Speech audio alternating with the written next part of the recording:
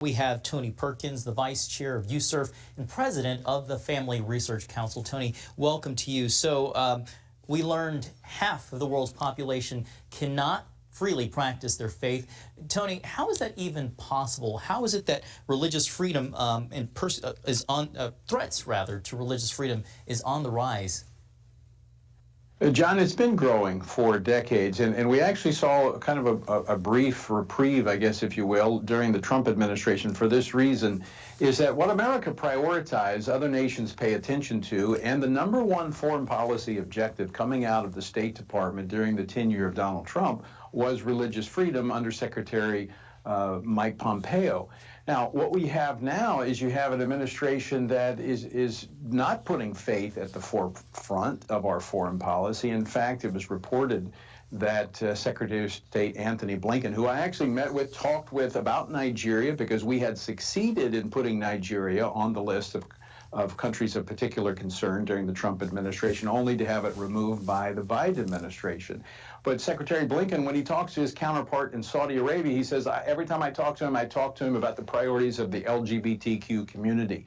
They're not talking to them about religious freedom, so we should not be surprised that the rest of the world is allowing the persecution of Christians and others to continue to go forth, because essentially this administration is giving a green light to it by not prioritizing. Yeah, as you say, America does set the tone. Tony, so today's hearing called out India, Nigeria, of course, but Chairman Smith also pointed to China with the most comprehensive destruction of religious communities in decades. What more should the U.S. be doing to support religious freedom in China? Well, again, it's in all of our conversations. We just had two officials. We had the Treasury Secretary, we had the Secretary of State in China.